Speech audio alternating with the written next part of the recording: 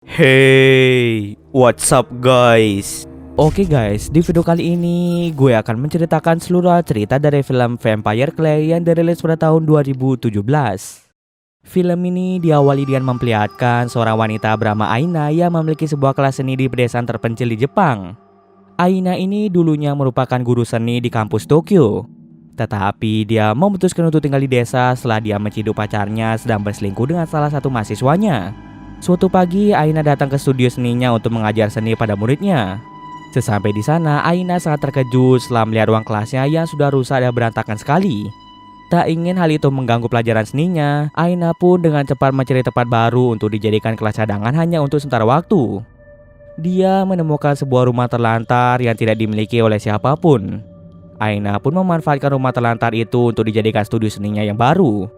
Dia dengan dibantu oleh murid-muridnya mulai memindahkan barang dari studio lama ke studio yang baru. Saat Aina sedang membersihkan halaman rumah itu, dia menemukan kresek besar yang di dalamnya terdapat bubuk tanah liat untuk membuat patung.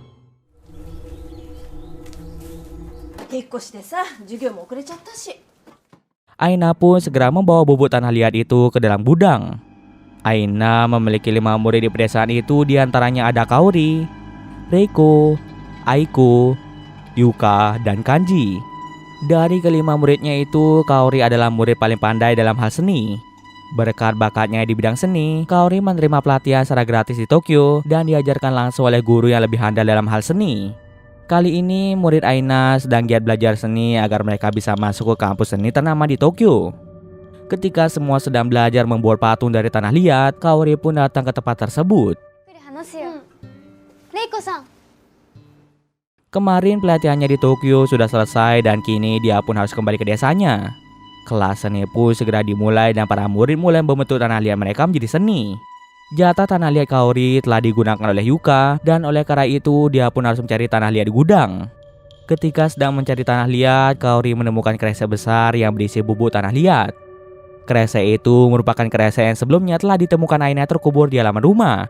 Kaori pun segera membawa tanah liat itu dan mulai membentuk tanah liat tersebut.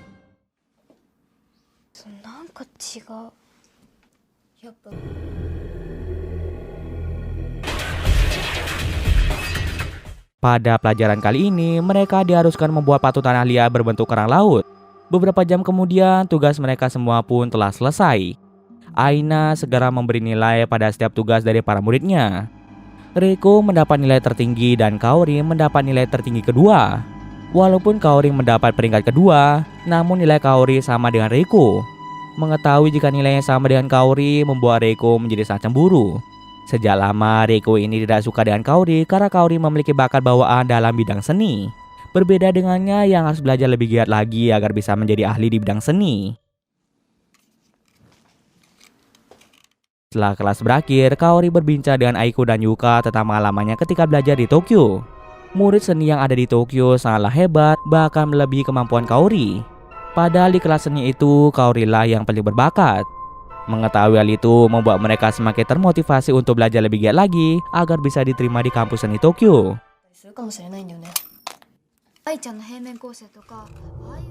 Di malam harinya, saat semua orang sudah pulang, tanah liat yang digunakan Kaori tiba-tiba saja bergerak dengan sendirinya dan mulai mengambil sebuah silet.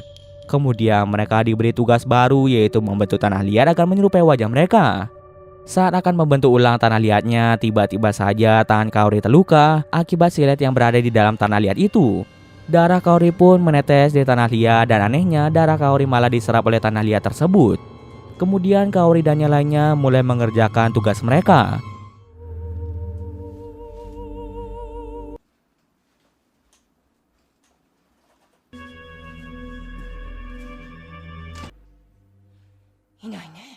Beberapa lama kemudian, Kaori selesai lebih cepat dari yang lainnya. Patung tanah liat buatannya itu sangat menyerupai wajah dari Kaori. Setelah semuanya selesai, Aina pun menilai karya mereka. Namun setelah melihat hasil karya muridnya yang tidak sesuai dengan ekspektasinya, Aina pun marah-marah pada mereka. Aina meminta mereka untuk lebih giat belajar agar bisa menyaingi anak-anak seni di Tokyo. Karena hasil karya muridnya sangat mengecewakan, Aina meminta mereka untuk mengulang tugas tersebut. Ketika semuanya sudah pulang, Reiko masih terlihat sedang sibuk membentuk ulang tanah liatnya. Karena sudah malam hari, Reiko pun segera pulang ke rumah. Saat semua orang telah pergi, tanah liat milik Kaori tiba-tiba saja hidup dan mulai memakan hamster peliharaan Kaori.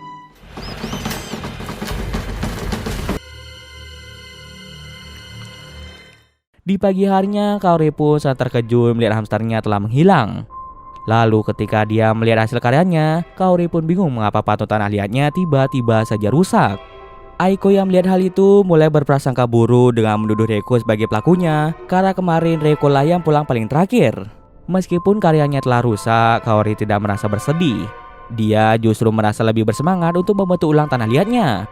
Akhirnya dia pun berhasil menyelesaikan tugasnya dengan baik. Berkat kerja keras mereka, hasil karya kali ini terlihat lebih bagus dari yang kemarin. Karena karya Kaori yang paling bagus, dia pun mendapat nilai lebih tinggi.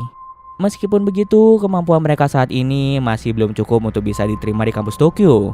Lalu terjadilah sedikit perdebatan antara para murid dan Aina tentang fasilitas belajar mereka yang tidak membantu mereka meningkatkan kemampuan mereka. Mereka mulai pasrah dengan keadaan dan mereka meminta Aina untuk mendatangkan guru seni dari Tokyo supaya kemampuan mereka menjadi meningkat. Akan tetapi Aina tidak mengizinkannya dan meminta mereka untuk belajar sendiri saja. Namun karena semua muridnya memaksanya untuk mendatangkan guru seni dari Tokyo, Aina pun berubah pikiran dan akan memikirkannya terlebih dahulu. Di malam harinya saat semuanya sudah pulang, seperti biasa Reiko masih ada di ruang kelas seni. Untuk sejenak dia mulai memandangi keindahan patung tanah liat yang dibuat oleh Kaori. Kemudian jari Reiko tanpa sengaja terkena paku sehingga mengeluarkan sedikit darah. Bersama dengan itu, patung tanah liat Kaori rusak dengan sendirinya. Reiko pun menjadi panik dan mulai memperbaiki patung tersebut. Namun tiba-tiba saja patung tanah liat itu menyerap darah Reiko dan mulai menelan tubuh Reiko secara perlahan.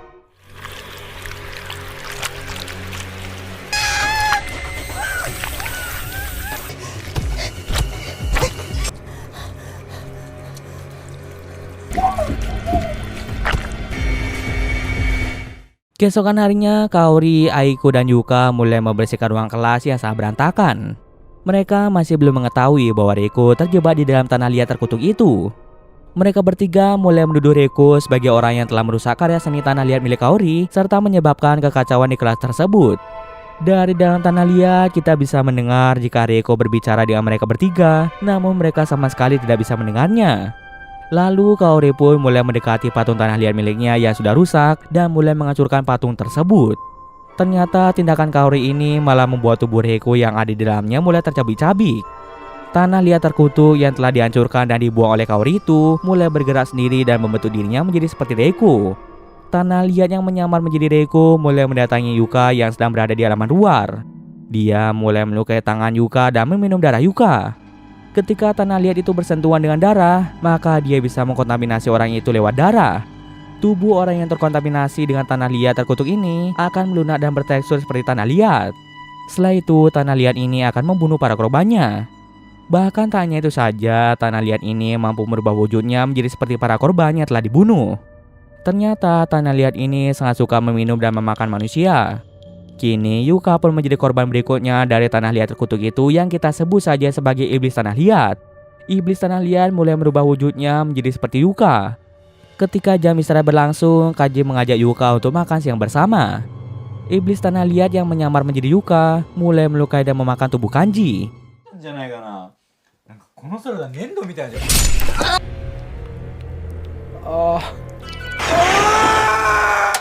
Saat ini iblis tanah liat menyamar sebagai Kanji dan bersiap untuk menyerang yang lainnya. Target berikutnya adalah Aiko dan Kaori. Kanji pun mulai menyerang mereka berdua. Mendengar suara teriakan Kaori, Aina pun masuk ke dalam kelas untuk membantu Kaori.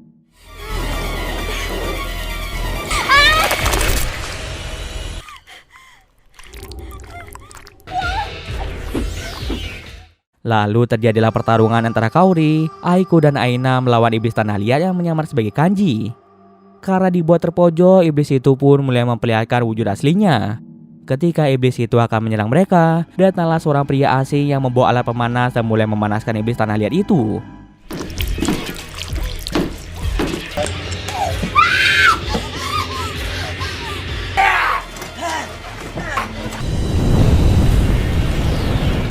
Secara perlahan, iblis tanah liat itu mulai mengeras dan tidak bisa bergerak. Kemudian pria asing itu mulai menghancurkan iblis tanah liat itu menjadi butiran tanah liat. Lalu pria asing itu memperkenalkan dirinya sebagai Fumisi. Dia mulai bercerita bahwa dahulu rumah yang saat ini mereka jadikan tempat belajar seni merupakan rumah dari seorang pematung bernama Mitazuka. Mitazuka sangat suka membuat patung dari tanah liat. Dia pun mulai memamerkan karya patungnya di sebuah galeri seni di Tokyo. Akan tetapi karya seninya mendapat nilai yang sangat jelek. Mitazuka juga merupakan orang yang sangat sulit untuk bersosialisasi. Maka dari itu sulit baginya untuk mempromosikan karya seni patungnya tersebut. Lama-kelamaan karena sifat introvertnya, orang-orang sekitar mulai menilai buruk sifat dari Mitazuka. Untuk memenuhi kebutuhan sehari-harinya, Mitazuka bekerja di sebuah pabrik limbah industri. Suatu hari Mitazuka bertemu dengan teman sekelasnya dulu. Teman Mitazuka itu sangat menyukai patung hasil karya Mitazuka. Dia pun berniat untuk membantu Mitazuka menjual patung-patung itu pada orang lain. Hal tersebut tentu saja membuat Mitazuka menjadi sangat senang. Dia pun mulai menggila dan terus membuat banyak patung. Ketika sedang membuat patung, Mitazuka menyadari jika dia menderita penyakit misterius hingga kulitnya menjadi rusak. Kemungkinan besar penyakit ini timbul akibat Mitazuka yang sering terpapar limbah industri di tempat dia bekerja. Sadar jika umurnya tidak akan lama lagi, Mitazuka pun membuat sebuah patung dari tanah liat untuk yang terakhir kalinya, di mana Mitazuka sengaja mencampur darahnya dengan tanah liat. Patung itu diberi nama Kakame oleh Mitazuka. Mitazuka berharap dengan adanya patung itu akan menjadi wadah jiwanya nanti ketika dia meninggal.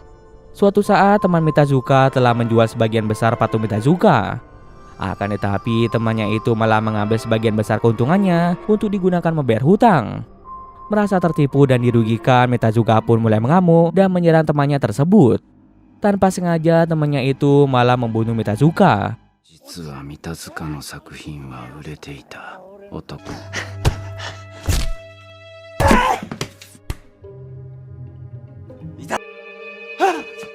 Ternyata ide rasa asli dari teman Mitazuka itu adalah Fumisi. Untuk menghilangkan jejak, Fumisi membakar tubuh Mitazuka dan juga patung Kakame. Setelah itu, Fumisi menyatukan abu Mitazuka dengan tanah liat bekas pembuatan patung Kakame. Sebelum Mitazuka meninggal, dia berjanji akan hidup di dalam tubuh Kakame, dan saat ini abu Mitazuka telah menjadi satu dengan Kakame. Maka dapat disimpulkan bahwa arwah Mitazuka akan terus berdiam diri di dalam tanah liat tersebut. Setelah melakukan semua itu, Fumisi menguburnya di halaman rumah Mitazuka. Fumisi pun merasa sangat menyesal karena telah melakukan pembunuhan tersebut. Maka dari itu, setiap bulan dia selalu datang ke rumah Mitazuka untuk mendoakan arwah Mitazuka. Setelah bercerita panjang lebar, Fumisi, Aina, Aiko, dan Kaori mulai mengemasi tanah liat dari patung Kakame ke dalam kotak-kotak kecil.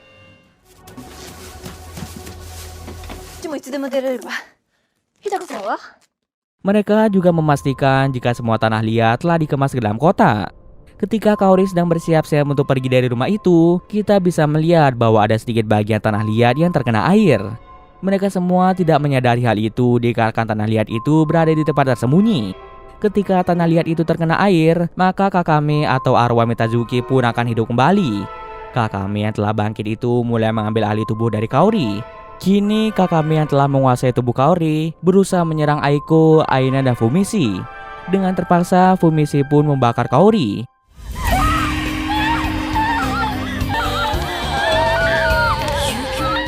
Setelah itu, abu dari Kaori dimasukkan ke dalam wadah yang sama dengan tanah liat Kakame. Aiko merasa sangat marah pada Fumisi karena gara-gara dia semua teman-temannya meninggal dunia. Aiko pun merasa sangat bersedih karena hanya dia saja yang masih hidup. Tiba-tiba saja terjadi sedikit gempa yang menjatuhkan sebuah lukisan besar tepat di dekat tanah liat Kakame. Bubuk tanah liat itu mulai terbang ke arah Fumisi sehingga membuat Fumisi secara tidak sengaja menghirup bubuk tanah liat tersebut. Kini Kakame pun telah masuk ke dalam tubuh Fumisi. Meskipun bubuk tanah liat yang terhirup hanya sedikit, namun hal itu masih bisa membangkitkan Kakame. Kakame pun mulai keluar dari dalam perut Fumisi dan dia mulai menyerang Aiko dan Aina.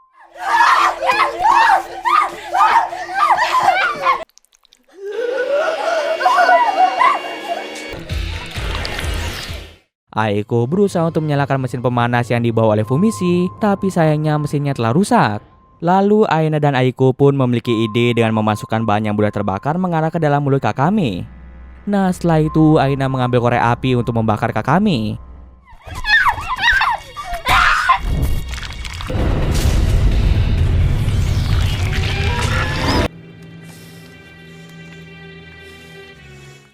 Cara mereka ternyata berhasil membunuh Kakame. Setelah insiden mengerikan itu, Aina berniat untuk meletakkan bubuk tanah liat Kakame itu di tempat mantan pacarnya bekerja. Sampai saat ini dia masih dendam pada mantan pacarnya yang tega selingkuh di belakangnya. Namun dia pun berubah pikiran dan lebih memilih untuk menguburkan tanah liat itu di dekat sekitaran kota Tokyo. 当時アイナアカデミーにいた理由は分かっておりませんが Setelah itu, Aina dan Aiko pun pergi ke tempat yang jauh dan kabarnya sampai saat ini tidak pernah diketahui. Scene akhir memperlihatkan kota yang berisi bubuk tanah liat Kakame mulai mengalami kerusakan dan menyatu dengan tanah di sekitarnya. Lalu tumbuhlah pohon dari tanah liat Kakame itu. Hal tersebut pun kembali membangkitkan Kakame, namun kali ini dia telah bermutasi menjadi akar pohon tersebut. Pada tubuh Kakame yang sudah bermutasi itu, terlihat wajah dari para korban Kakame yaitu Reiko, Yuka, Kanji, dan Kaori. Akar pohon itu mulai tumbuh dengan cepat dan mulai menghancurkan fondasi tanah pada kota Tokyo. Lalu kita bisa melihat bangunan pada kota Tokyo mulai hancur akibat tidak seimbangnya fondasi tanah akibat ulah Kakame yang telah bermutasi menjadi akar pohon raksasa. Dan cerita pun selesai. Oke, mungkin sekian dulu video kali ini. Jika ada salah gue mohon maaf. Oke, see you next video guys.